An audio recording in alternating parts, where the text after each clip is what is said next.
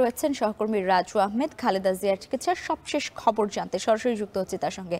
রাজু, আপনি সকাল থেকে এভারকেয়ারের সামনে আছেন এবং খালেদা জিয়ার স্বাস্থ্য পরিস্থিতি নিয়ে জানাচ্ছিলেন।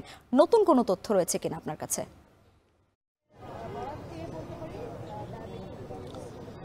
লেবা, গতকাল একটি ছোট্ট অপারেশন হয়েছে খালেদা জিয়ার।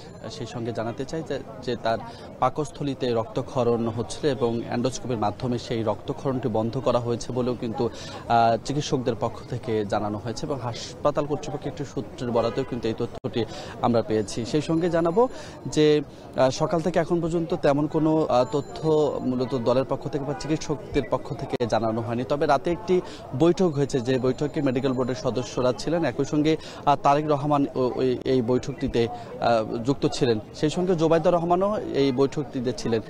জানিয়ে রাখতে চাই যে গতকাল দুপুরে যখন আসলে এভারকেয়ার হাসপাতাল থেকে জোবাইদুর রহমান তার মায়ের বাসায় গেলেন, তারপর কিন্তু তিনি ফিরে যাওয়া হয়ে আবারও এই এভারকেয়ার হাসপাতালে ফিরেছিলেন এবং এই হাসপাতালে ফিরে প্রায় 3 ঘন্টা তিনি এখানে অবস্থান করেন। সেই সময়টিতে কিন্তু সে বৈঠকটি অনুষ্ঠিত হয়েছে, যে বৈঠকে তারেক রহমান, মেডিকেল বোর্ডের সদস্য এবং জোবাইদুর রহমান ছিলেন।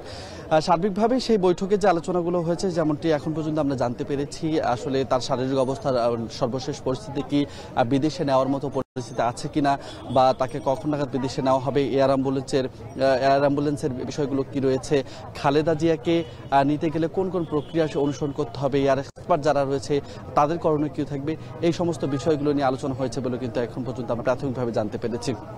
হয়তোবা দুপুর নাগাদ ব্রিফিং করবে বিএনপির পক্ষ থেকে বা চিকিৎসক দলের কেউ হয়তোবা ব্রিফিং করবে। এই ব্রিফটি হলেই মূলত আমরা জানতে পারবো যে খালেদা জিয়ার সর্বশেষ পরিস্থিতি কি আছে।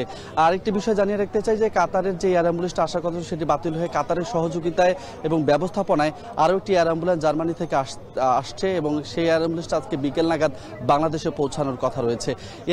এয়ার অ্যাম্বুলেন্সটি পৌঁছালে আগামীকাল মূলত খালেদা জিয়াকে বিদেশে নেওয়ার জন্য প্রস্তুতি গ্রহণ করা হবে, এমনটি দলের পক্ষ থেকে জানানো হলেও সেই সময়টি আরো পেছাতে পারে বলে কিন্তু শঙ্কা করা হচ্ছে। এই ছিল আসলে এভারকেয়ার হাসপাতাল থেকে আমার কাছে সর্বশেষ।